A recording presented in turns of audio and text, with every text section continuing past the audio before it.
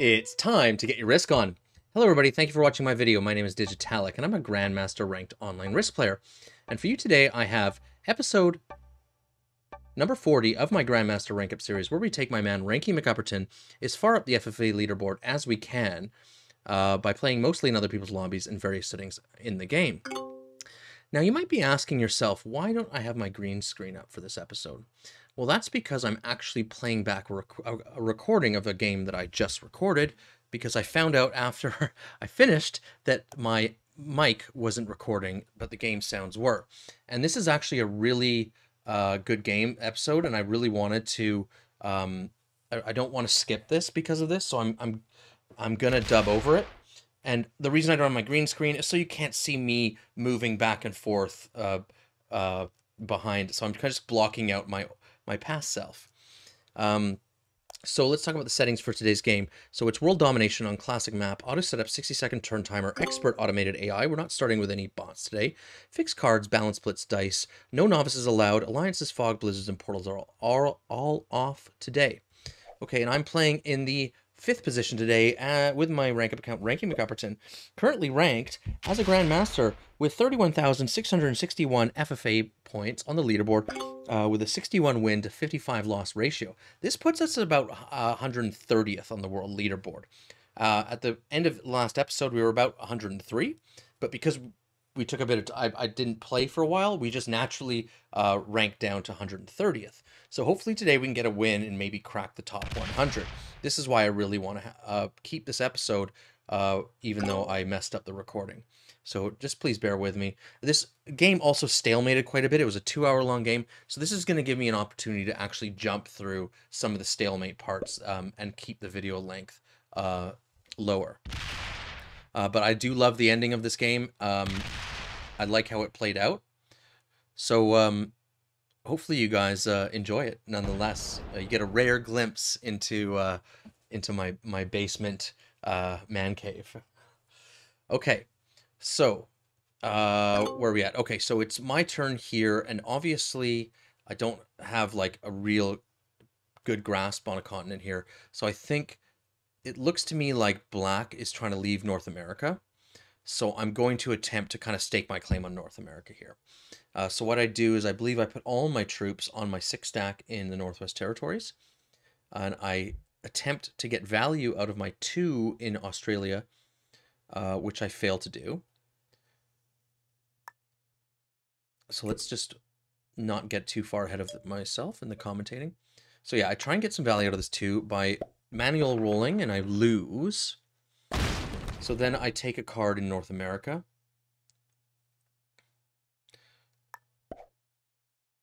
Make sure that I'm blitzing, and I'm slider blitzing as well. And then what I do is I fortify this 3 back down to here to give so black can get out of North America. Okay. So this game has a very interesting start and a very interesting finish. So that's why I don't want to skip this episode.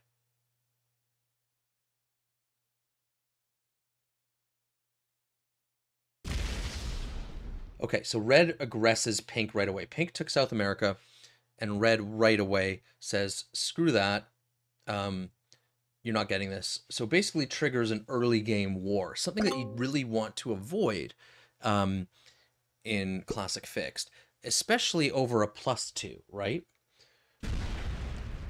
So you're almost basically going to sink your game by doing this, and possibly pink's game as well.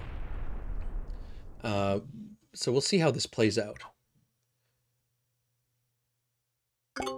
Okay, so it looks like blue is staking their claim for Australia. And black does take the bait. They want Africa. They get out of North America for me.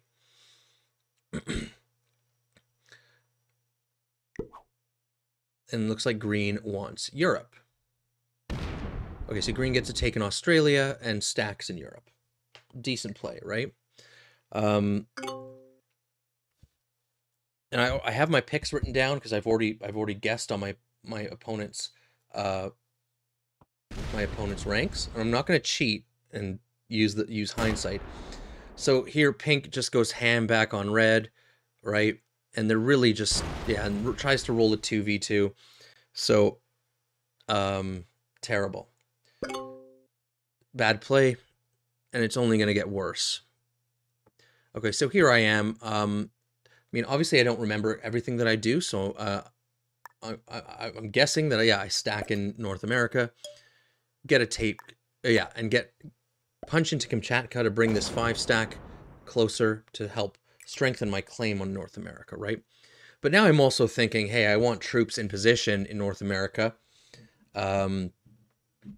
right here, because this war between red and pink is only going to, I'm going to try not to use my cursor so you don't have 2 cursors. Oh, and I get a wild card.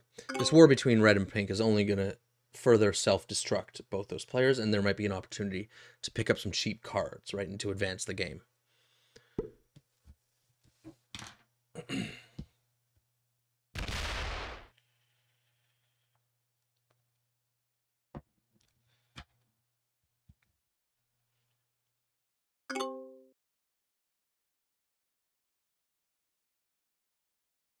And here I do. I take a sip of my coffee. Oh, you can't see that. Oh, you can kind of see a bit of me right here. So maybe I just make I block that off. So let's just make that a little bigger there, so we don't see the old me from behind, you know. Okay.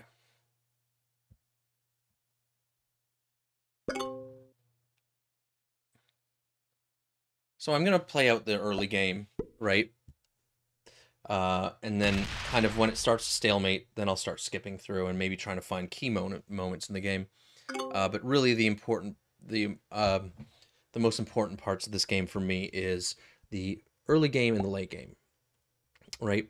And now you have to remember that I'm on a hot streak here, and I really need a first place, at very worst a second, because I'm getting so high up on the leaderboard where even second places you'll lose FFA points. But if I get a 6th place in a game like this, I'm going to lose 2,000 to 3,000 points, right, and be nowhere near the top 100 again. So, yeah.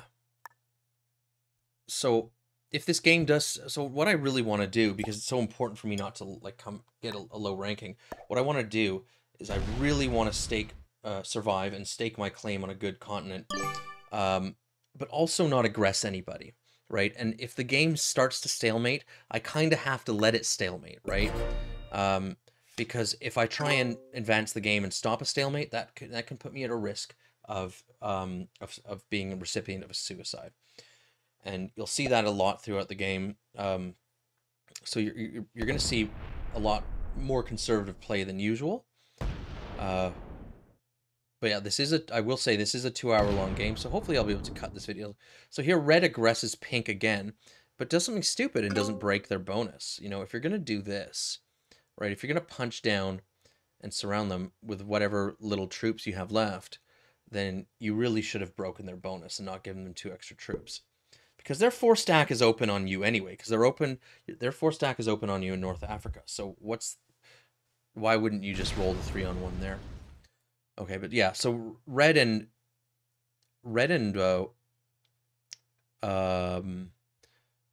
pink are almost certainly going to be the first players knocked out of this game, and I'm hoping that I can have a hand in that and get some cheap cards. Now I do have a big trade here. I don't remember if I use it or not. I might hold off for one more turn, because I'm not really at risk of death. There's no player that has a stack that's lined up to kill me here. You know, even if they trade, right? So it's a pretty standard opener, you know, with 2 more novice players kind of sinking their own games.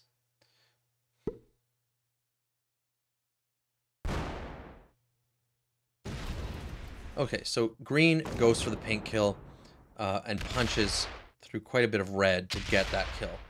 And that's going to be for 4 troops. Now that puts me and that does trade them in.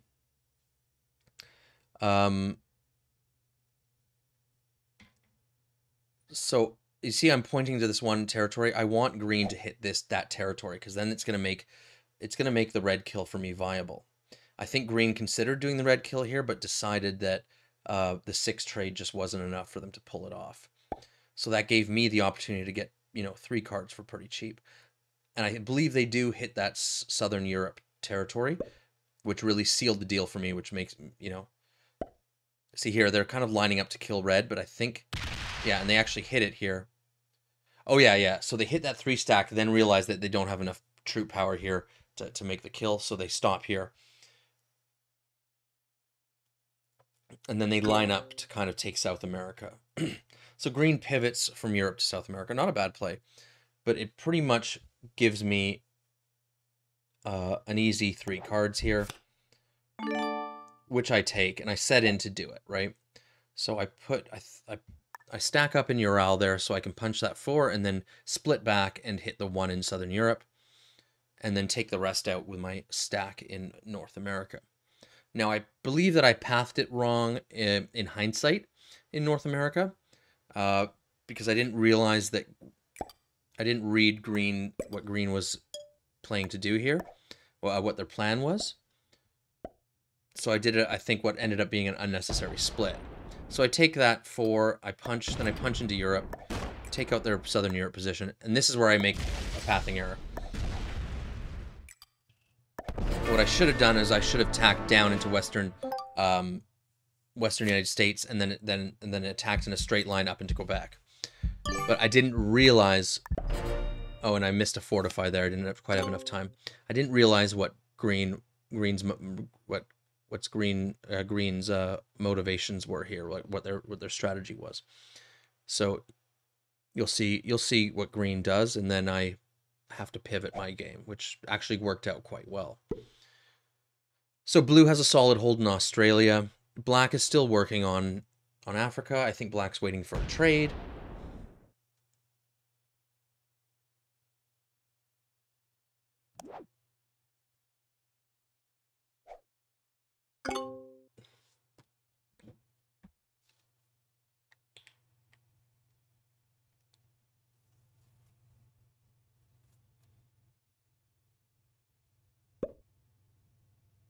Okay, so black doesn't trade and black holds 5 cards, but I don't really have a line to kill them. They do lose a lot of troops there, finishing Africa.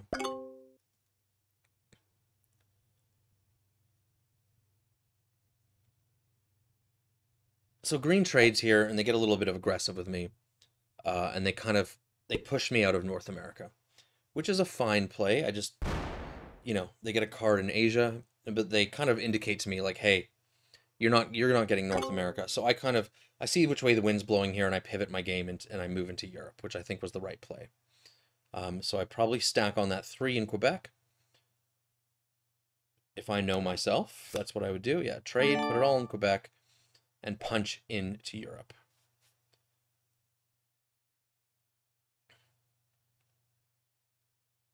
Now, the reason why I'm showing most of the early game is because this is where you get a lot of information about your player style here, so you can use that in the future to know how your player is going to react. Like, if you see a player that doesn't like players taking bonuses, you know that in the future you can let another player take a bonus, because you know that it's going to piss the other player off and it's going to create a conflict, right?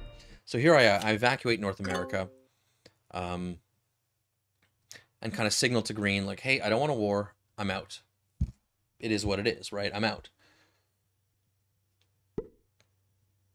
Now, it is too bad that my mic wasn't working for this game, because I did make some commentary that, that I really wanted in, but I'll do my best to kind of recreate it.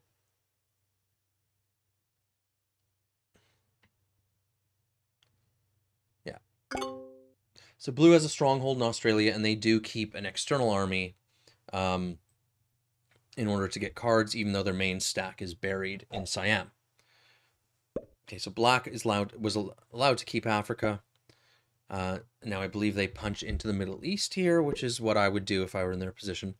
Now, I read black as a master in this game, right? I think they have a very good very good knowledge of this game strategy. I think their mechanics are good. I think that they're, you know, the way they kind of handle their alliances, or their because there's alliances are off in this game, so we have quasi alliances, right, where you indicate coolness with your opponents. So green further moves towards North America via Kamchatka here in East Russia. So I think I use this opportunity to take Europe and then pull that 3 stack out of Alaska.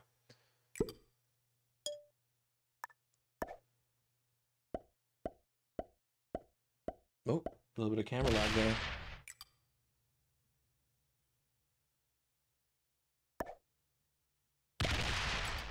Yeah, so I slowly slider blitz and I take Europe. And I end up in the center of Europe, which was my plan, because I wanted to center guard it. I want to soft guard Europe, pull that 3 out. And then this is where when you soft guard early in the game, when you take your bonus, you can get information about your opponents for cheap. Like blue can break me for cheap. And now I know that blue doesn't like people holding bonuses, which is kind of like Olive XC, if anyone follows his channel. He always says it's kind of the Australian player's job in the early game to keep their opponents off of bonuses, right, in a way. And I agree with that to a certain extent, right?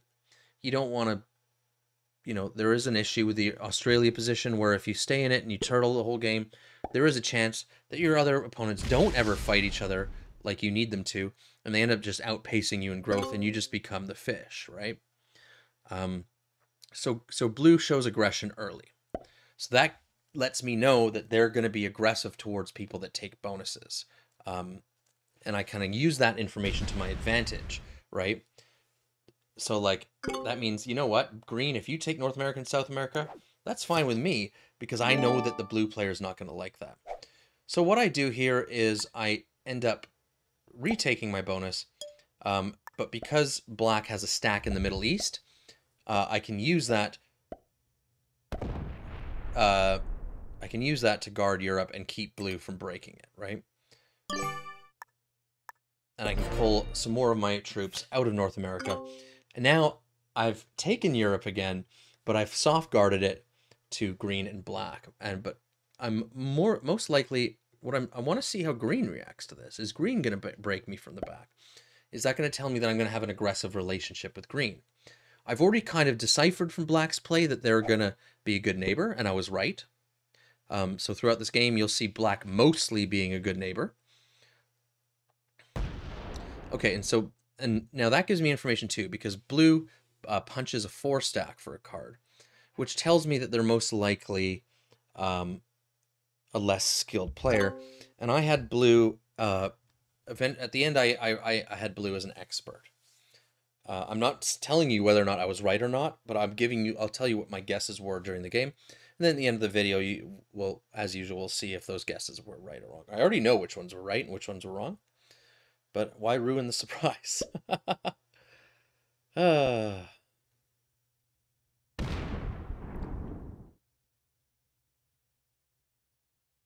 So yeah, we're down to the 4-player game now. We're kind of moving from the early to the mid game here. So the board the board's kind of tending towards stabilization. And we're going to see how the players react to that. So this is where I find out if green is a good neighbor type player. Do they show aggression towards me early? And in my opinion, they shouldn't here. If they want to hold North America and South America, they need to be friends with me, right? If they want me to be cool with them having an advantage. Now,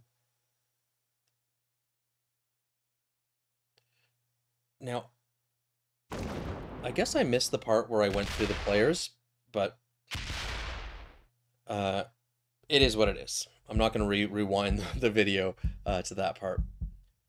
Okay, so here green takes North America, but they pull out of South America, which I think is smart, where they're inviting black to say, hey, listen, I want North America, you can take South America. And black kind of responds to that by saying well played, right? And So I think black's cool with that. So I'm established in Europe. I've got what seems to be a good relationship with my neighbors. So I'm just going to take a card and pass, knowing that I know that blue's going to have a problem with orange holding 2 bonuses here, and so I believe we're gonna see blue kind of cock troops up towards the green player. So blue, yeah. So there we go. So blue punches towards, and I believe they pull some troops off of Siam, kind of as a to threaten the green player, because they're just not gonna have a player holding a +5 and a +2. Not on my watch. Now, what makes me think that blue's a lower skilled player is because I think it's pretty obvious that black is going to break South America here. And I almost, if I was black here, I almost wouldn't break South America, because I would say, hey, listen, I want blue to punch green in Alaska. And maybe I need to let green for 1 turn hold South America, but they don't. I believe that black does actually break South America here. Yeah, as they do. So I think that takes away the motivation for blue to make a big attack on green in Alaska.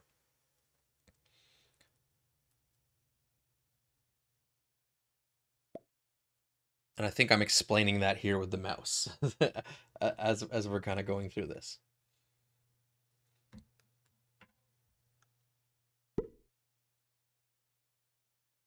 So green takes a card, and I believe they shore up their defenses in Alaska, which is smart. So here I'm getting my 8 troops per turn. I'm happy. I'm not militarizing any borders. I'm trying my best not to show any aggression to my opponents, because I'm happy with this situation.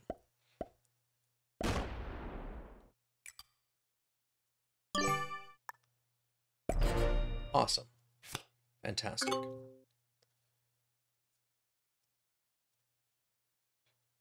I guess I was looking at a name of a continent just to make sure that I was wrong. I was right. See, now blue's kind of less motivated. I'm almost positive if black hadn't broken South America, blue would have punched green in Alaska and made a big kind of aggressive hit. So black player finishes South America, and passes.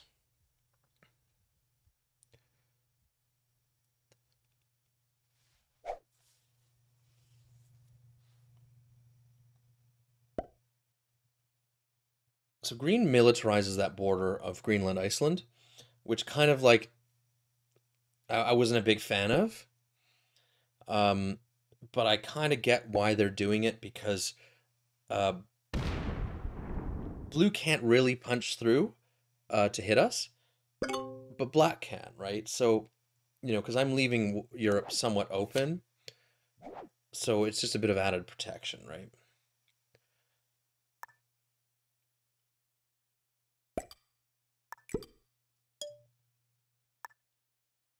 And here I am taking a card and passing, because that's just, in my opinion, it's the best thing for me to do right now.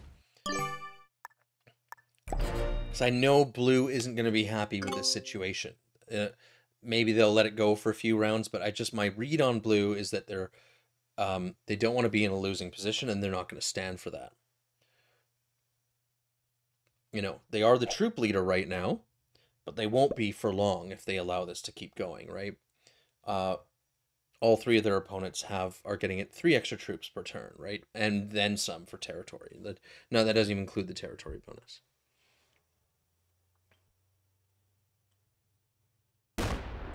So now I'm getting to the point where I don't really remember what happens, so I'm going to commentate it as it happens. So yeah, blue just takes a card, but leaves a large army in Asia that is pointed at green. It's not pointed at me. Blue has no armies pointed at me or black.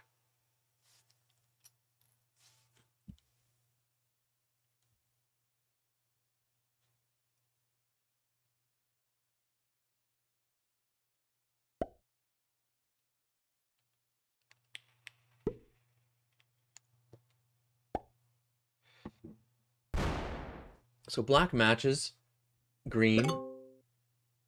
This is what tells me that black's an advanced player. They're at least a master, is because they're playing with alliances off, but they're using their board play to kind of signal to their players like, hey, listen, I'm matching you here. I'm not going to hit you. I'm 23. I'm matching you 23. So here I am. Once again, there's nothing for me to really do right now.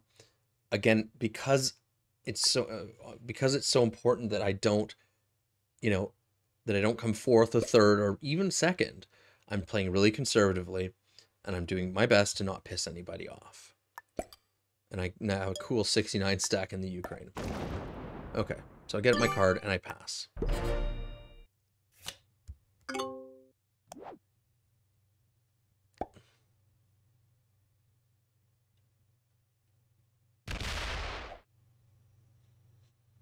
Now we will cut the video down. I just kind of there are some moves in the beginning, some play that's important to see, right? And we're about to see them. So blue cocks up on green, fully cocks up, puts everything on Kamchatka, right? So that forces green to take a card off of me, which I'm totally fine with, right? Obviously, I don't want to get my bonus broken, but I want green to take a card, and I want green to fight blue. Like, I will benefit from that, right?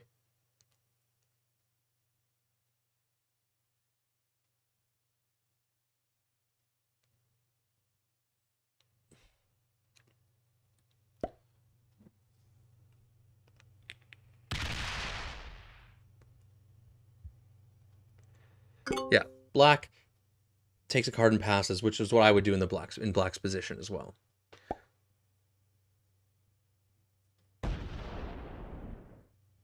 So green does hit me for a card, and then they move their stack into Europe, which I'm not going to do anything about, right? Because their hand was kind of forced, right? It's an aggressive move on me, but it's understandable, right?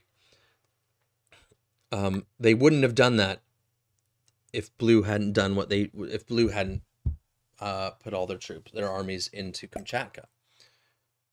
But I'm not going to move out of Europe. I'm not going to give up the Europe position to green, right?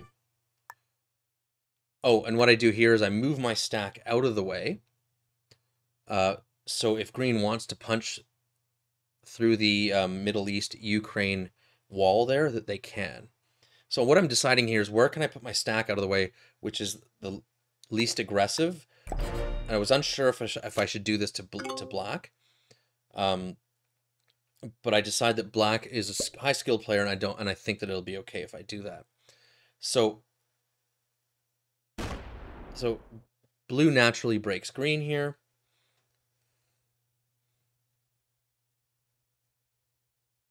And they split their army, and I think they leave a 40 stack in there, and they pull the 39 into Australia, into Siam. Okay. So really what I'm doing here now is, I send fist bump to black saying, hey, listen, we're cool. I think black understands why I did that.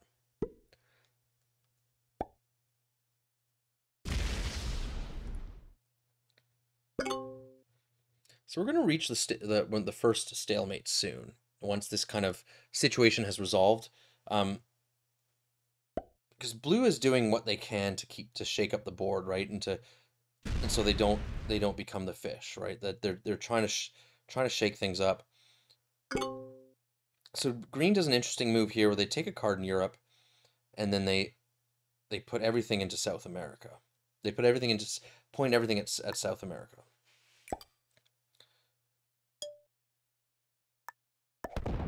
I take a card and pass, and I don't retake my bonus, and I get my troops off of black's. I stop pointing them directly at black.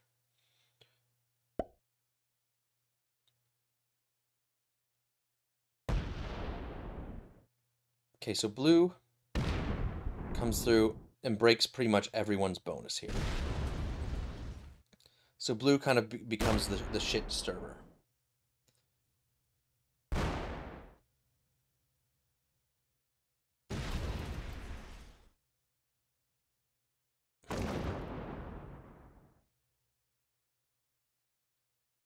So then blue pulls back everything into Siam, which is now means that their stack is buried, and that allows us to reconstitute our borders, right?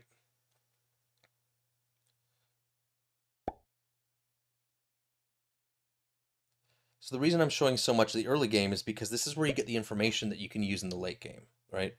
How players will behave, and which player you think is most likely to suicide first, you know, who's going to break bonuses, you know, stuff like that, and help you kind of make better decisions in the late game. But we're definitely not going to show all 2 hours of this. I'm going to cut it down soon. Okay, so green reconstitutes.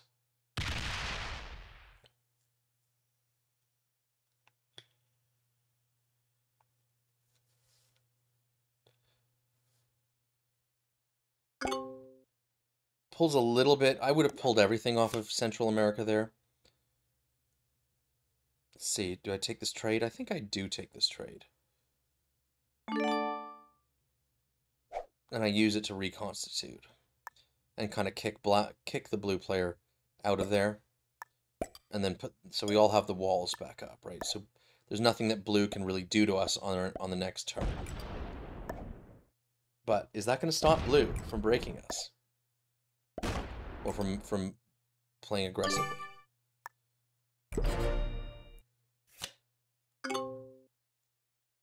We'll find out.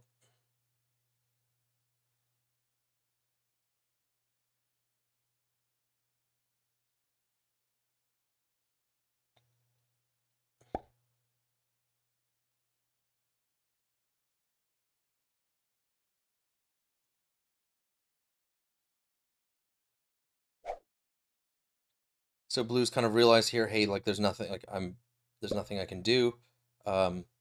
So the only thing blue can really do is cock up again, and kind of try and repeat what they did.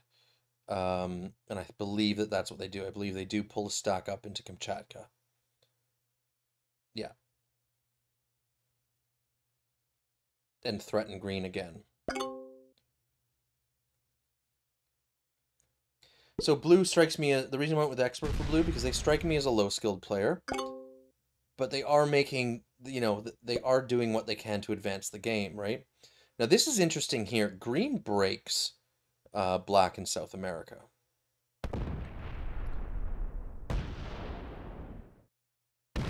But they don't hit their big army, and they pull everything down into Argentina.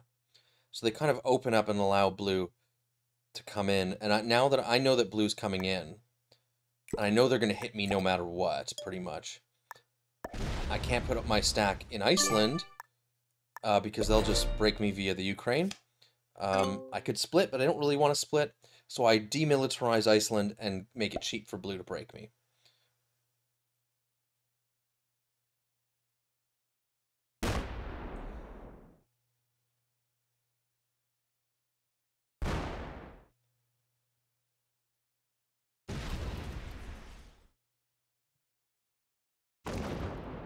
So blue does break me. And as expected, they also break Africa. They break black in Africa.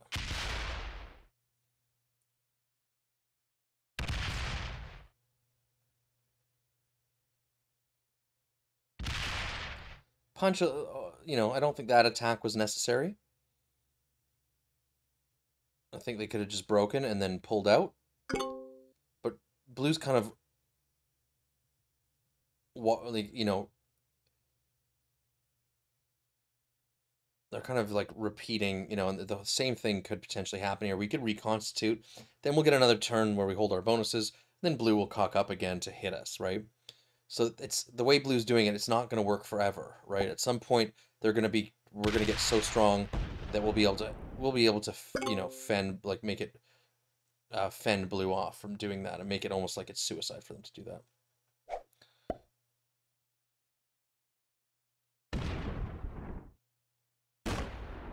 So green reconstitutes North America, but they do something interesting here. I would have thought they would pull the 104 stack back into Alaska, allow black to retake South America, but they don't. They leave a stack in Argentina, a big stack, which I think was a bad play. And look, and black is pissed off about it. But black is a good player. I'm not going to I don't think I retake my bonus here. I just take a card in Asia and pass. But the way black handles this situation, I like. It's actually because they actually aggress. They aggress green, but they're able to resolve the situation and continue having an alliance with green after, like a strong alliance. Even though and it's actually quite impressive the way that black handles this situation.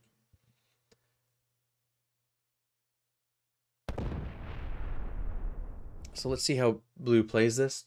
They take a card, and they don't cock up this time.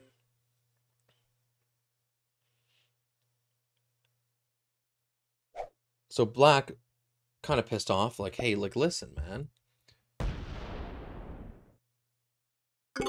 Black does nothing there. So they give green one more turn to pull the stack out. Green punches out into Kamchatka. And I fully expected green to pull that stack out. And they don't. Black's not happy.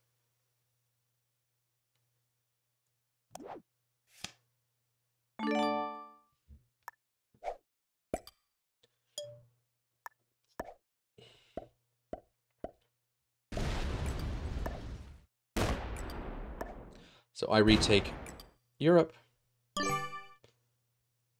Demilitarize.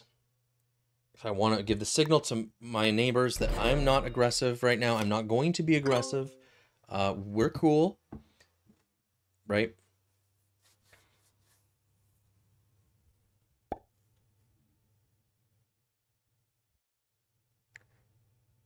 Now we start getting into the stalemate portion of the game. So I want to show you what black does to resolve this situation with green.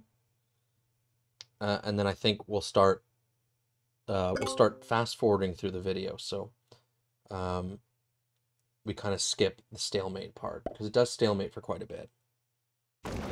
So black breaks green in North America and then pulls out completely.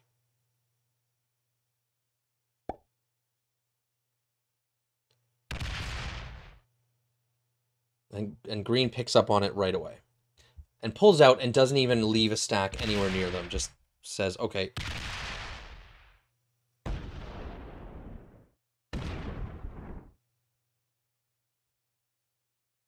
And then green takes both.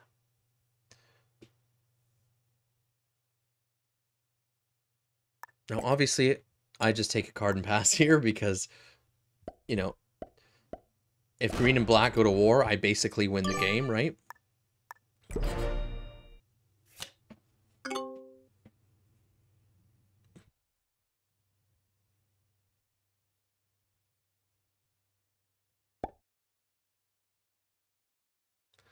Blue continues to turtle.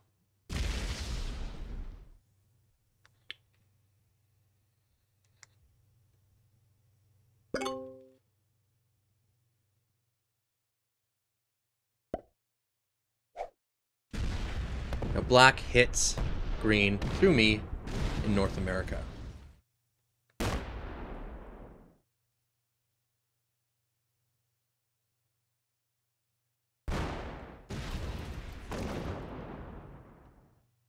And basically ejects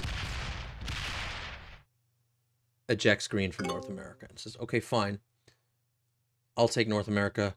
You can have Africa and South America. And it works.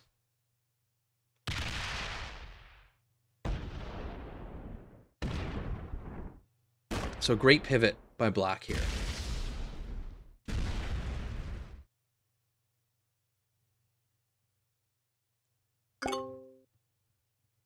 So now I have the green player on my border. Black says, well played. That's what I wanted you to do. So I guess that I reconstitute Europe here. No, maybe I don't.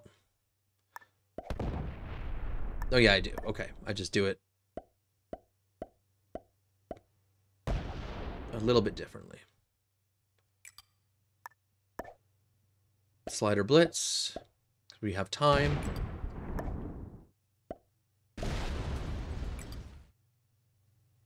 And there we go. Awesome.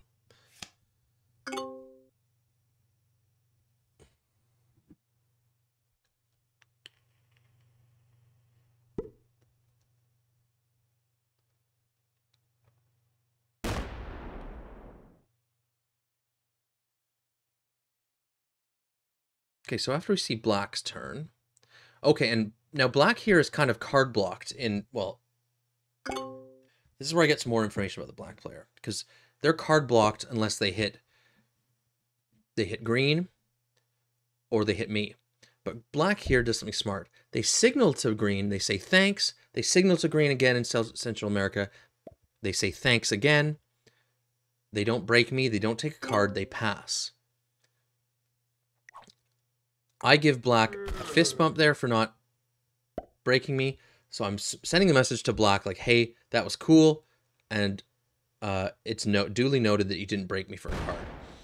But so not only does black maintain a good relationship with me, but they also fix their relationship with green, right? And green doesn't even cock up to black here. So now the game starts to stalemate, right? I think, yeah. And green said thanks there, I think.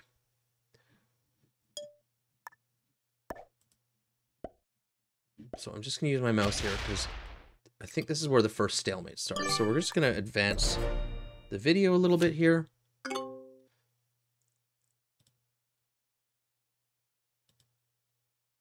Okay. So you can see up here now, blue is not happy, so they're kind of making aggressive moves in Asia. So I'm not going to show everything, but you'll see that we actually get a flip, right? So blue actually attacks, green moved in, attacked North America, and then blue breaks everyone's bonus. I'm not going to show all of this, but eventually we see more flips, right? Blue now has South America, and no one else has bonuses. Okay. So we see black move back into Asia. Sorry, into Africa. And blue's still kind of aggressing the board, right? Saying, "Hey, I don't want you guys to have these big bonuses," you know. But my two opponents, white and black, show a lot of, sorry, I'm white. Green and black show a lot of restraint here. I was kind of thinking we might see a suicide, so I was ready for it, right? Now, the way the turn order is I kind of need the suicide to be green into suiciding into somebody, or black suiciding into green, because then I can go next and clean things up. If it's blue suiciding into green, I'm in trouble because black goes next and they have a giant stack and they can take me out of the game and win, right? So anyway, we see a lot of jockeying for position. I'm not going to show it all. I'm going to keep fast forwarding. Sorry, I know it's hard to watch this, but we're just skipping through here. And eventually the board restabilizes. But you see, blue still has a big army pointed at green, right? So blue is still playing kind of board police here. Oh, and blue says, well played to black for breaking me. And now I think this is where we see green pivots into Australia. Yeah, so we'll watch a bit of this, I think, because this is...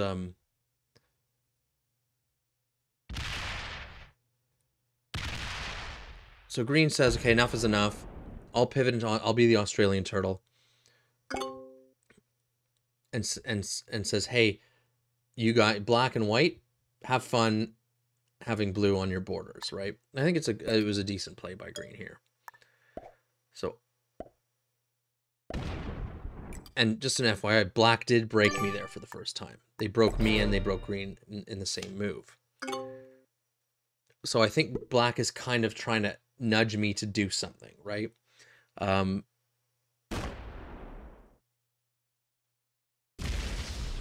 So blue now this is an interesting part because it tells me, okay, can I hold a +5 if blue also gets a +5? Is it just that they don't want everyone holding a +5 and they only get Australia? And this is where I find out the answer to that question, where yes, blue will be a homie with me, it seems, as long as they get the same bonus that I do.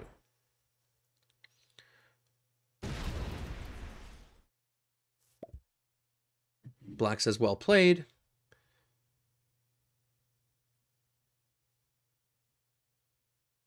And blue guards it from Central America and leaves our border unguarded. Black retakes South America.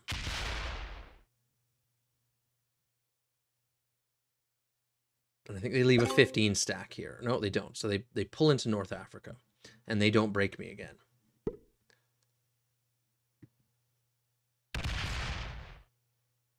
And green starts to turtle. Okay, so I'm going to fast forward a bit. Okay, I want to show that part, so I'm going to go back. So the blue player actually does aggress me, and they break me in Europe, and they put an 80 stack. So I'm like, okay, well, I've got 300 troops. You've got 253 troops. So we're not going to allow this to happen, right?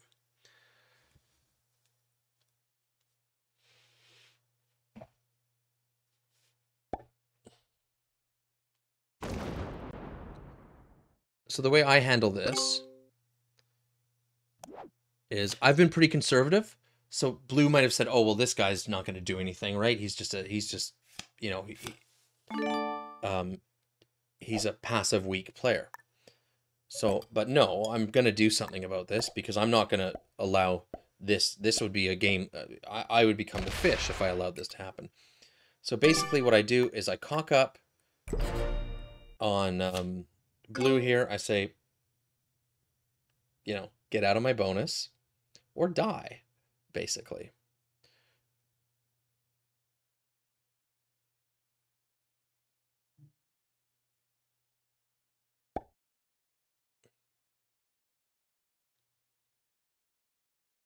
So blue takes a card.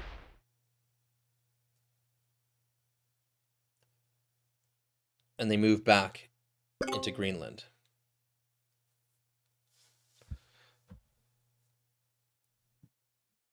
So what I do is I'm just going to fast forward.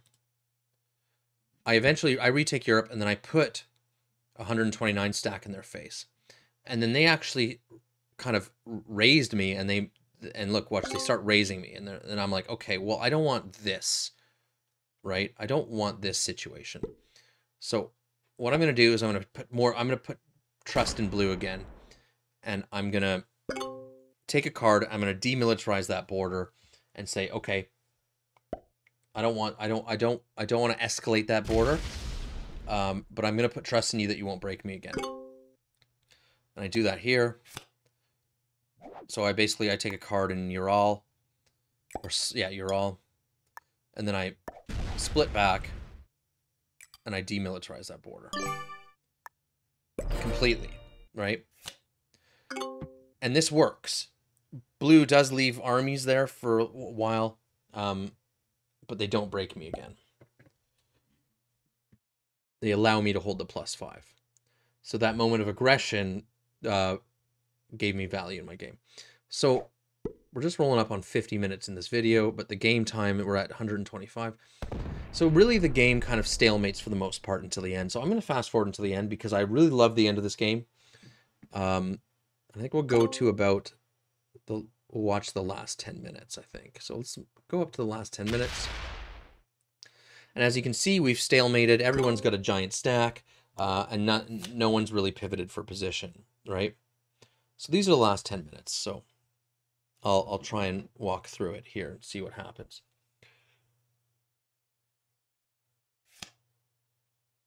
I'm just deciding on which cards to keep.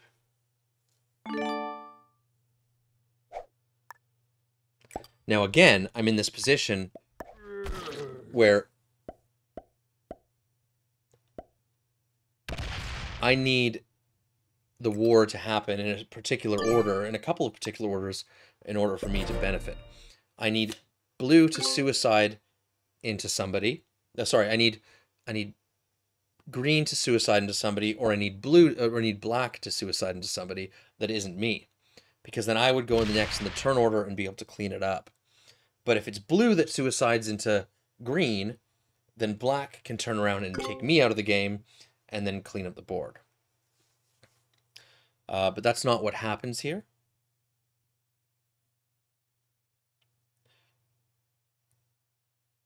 And we'll see how this ends up.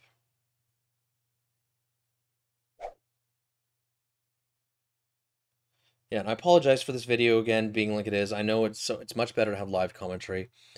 But I really love this game, and I was super disappointed when I found out that my mic wasn't actually recording. And the thing is, it wasn't on mute. It just wasn't recording. I had to actually unplug the mic from the USB and re-plug it in for it to start working.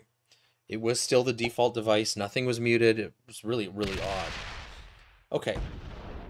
So black breaks blue in North America, breaks me, gives me the fist bump, and moves everything into Central America. Now, one thing you gotta remember here is that blue has been the most aggressive player throughout the game, right? And so black is fist bumping me. I think I fist bumped them back because I really don't give a shit that they broke me.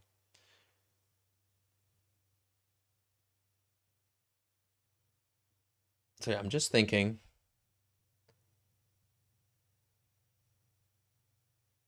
I really want this game to resolve soon.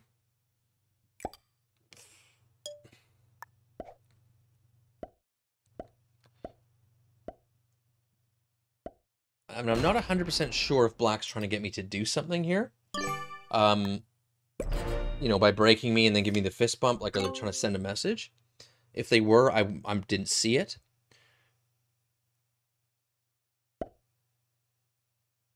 But here, this is a key moment of the game. So, blue's upset, they got broken. So what they do is they break me, but they're doing it because they want to break black, right? So they're passing through me. I don't care. But I love the way this game ends. So they completely break black. They take South America.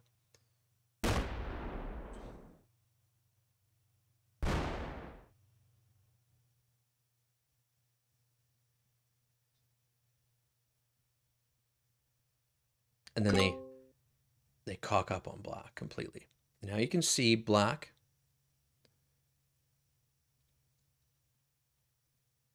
Black trades in. They say, good game. I'm going to kill you. Enough is enough. So black pretty much hands me the game here, right? It's not a for sure thing because this puts them in a position where they kind of hold the balance of power in a little bit. But I'm lucky because I have 100 troops on green, right? And green's armies are locked. So black kills blue, takes 5 cards. They trade. And then I was hoping here that black would trade and then just suicide into green. And that would... And then fist bump me, and then I could just kill green and then end the game, right? And give them give them the second. I'll always give the player who suicides first at my advantage. I'll always give them second if I can, right? So they trade in and they lock their armies in Brazil. So green sees which way is the wind blowing. They take a card and they rightfully activate. Oh, rightfully activate their armies. Well, I'm in a bit of a pickle here. I'm just going to pause it for a second. Just for a quick second. Because I can hit... Let's just get rid of that sign. I can hit green here, right? But so it'd be 498 or it'd be 482 on 369. I need a really good roll, right? I'm definitely going to have, 120 troops left over. but that means I'm going to go into the 1v1 with black even. But that's actually, so worst case scenario is I get a bad roll, which was something like an even roll. You'll never really lose more troops hitting that 369 stack with my army than you will kill troops. So I know that the worst case scenario is I'm going to come out of this even stacked to black. And I have the advantage that I'm attacking first. I'm going to get 5 cards from green as well. So I can take the board and I can lock black in South America, which is exactly what I do. So the first thing I do is I hit green's army. I hope for a good roll. I don't get it. I do lose more than I attack, so I got a bad roll. But I am about to get 5 cards, so I have less troops than black, but I have attacker. I have advantage of going first, and I can keep their stack locked. So I finish off the green player. Well, I don't finish them off right away because I take the time here to punch black's territories and do some splits because I want to completely lock black into South America. I see that my time's running low, so now I kill the green player. All right, GG green. I get some more time on the clock and a trade. So I get a plus 12. So I can use this time to take all the territory I can from black without opening up their big army, which is the right way to play this.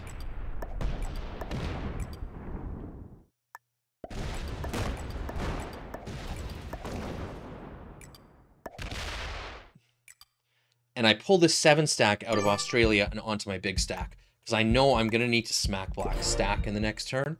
So I want as much armies as I can for that. So black only gets 5 troops here, so there's not a lot they can do to me.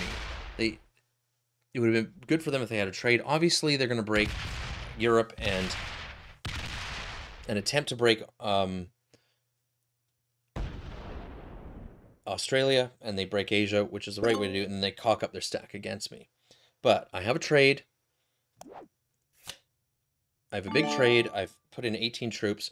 So I put 1 troop here just in case I don't win this roll in their big army. I can still get a card, right? I put everything there. And 97 and 102, that's a good roll. And I get a great roll this time, and I can end the game right here. Fantastic. Yeah. And black is a gentleman. Say great game. Black played really well. You know, we give each other, you know, fist bumps. Well, you know, good game. And here we have it. So, I said that pink was an intermediate. I said that blue was an expert. I said that black was a master. I said that red was an intermediate. And I said that green was an expert. So let's see how I did on the guesses. Okay, so I'm talking about something here. So I think I'm actually going over what I said. And now this is another win for Ranky McUpperton, which means that we're climbing even higher on the leaderboard. We're hoping that we break the top 100 here, but unfortunately, I don't think we do. We come close. So I said pink was an intermediate. I was wrong. Pink was a beginner. I said blue was an expert. I was wrong. Blue was a beginner. I said black was a master. I was right. I said red was an intermediate. I was right. And I said green was an expert. And I was right. So I got 3 out of 4 of my guesses wrong. I probably expert for blue is probably a bit much. So let's go look. And look, we're at 32,308 FFA points, which is fantastic. So I go and I look at the leaderboard here, and I'll see if I can move my... Oh, no, I can't move myself out of the way. And you can see... Oh, you can't see, but you can see the old me. But we were at 100 and... I think it was 101. And then we have a 62 win to 55 win-loss ratio. So a really good game. I really wish that my audio was recorded, but this is the next best thing that I can do to save this episode. And it just cost me an extra hour of my time. So we showed only half the game, but we showed all the key parts. And I think this was a good learning experience for myself and for my viewers. So I really appreciate you guys watching this video. Again, I'm really sorry about the audio issues and the dub over. But I did my best. and I'll make sure that I don't make this mistake in the future. If you like this video, please do me a favor, smash that like button for me. It really helps me out with the YouTube algorithm. Subscribe to my channel if you haven't done so, please. You and I can get better at this game together. Follow me on Twitch. The link is in the description. Catch me when I'm live and we can hang out, do some viewer games. And until I see you next time, you keep fighting that good fight.